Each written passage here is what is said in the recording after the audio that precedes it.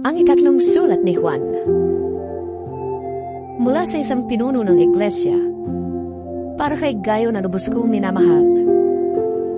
Mahal kong Gayo, itinadalangin kong ikaw sana'y nasa mabuting kalagayan at malusugang katawan, tulad ng iyong buhay espiritual na alam kong nasa mabuting kalagayan. Tuwang-tuwa ako nang dumating ang ilang kapatid at ibalitang ikaw ay tapat sa katotohanan at talagang namumuhay ayon dito. Wala nang higit na makapagpapaligaya sa akin kaysa marinig ang balitang namumuhay ayon sa katotohanan ang aking maanak. Mahal kong kaibigan, ang iyong paglilingkod sa mga kapatid, kahit sa mga hindi mo kilala, ay nagpapatunay na tapat ka. May mga nagbabalita sa iglesia rito tungkol sa iyong pag-ibig. Sana'y tulungan mo sila sa kanilang paglalakbay, gaya ng nararapat gawin sa mga lingkod ng Diyos.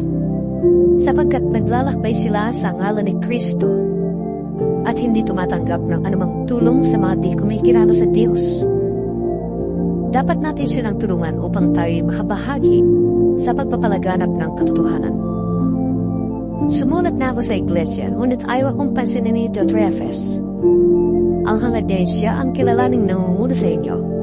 Kaya't pagpunta ko dyan, uungkatin ko ang lahat ng ginawa niya, ang mga kasinungalingang sinabi niya laban sa amin.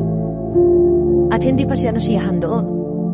Ayaw niyang tanggapin ang mga kapatid na dumarating at hinahadlangan pa niya at itinitiwalag sa iglesia ang mga ibig tumanggap sa mga iyon. Minamahal, huwag mong tularan ang masamang halimbawa, kundi ang mabuti. Ang gumagawa ng mabuti ay anak ng Diyos. Ang gumagawa ng masama ay hindi pa nakakita sa Diyos. Mabuti ang sinasabi ng lahat tungkol kay Demetrio, at iyan ay makikita sa kanyang magandang asal. Iyan din ang aming patotoo, at alam mong totoo ang sinasabi namin.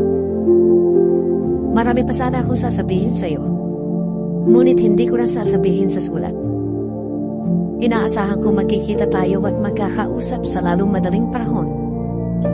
Sumayo nawa ang kapayapaan. Kinukumusta ka ng ating mga kaibigan dito. Ikumusta mo rin ako sa lahat ng ating mga kaibigan diyan.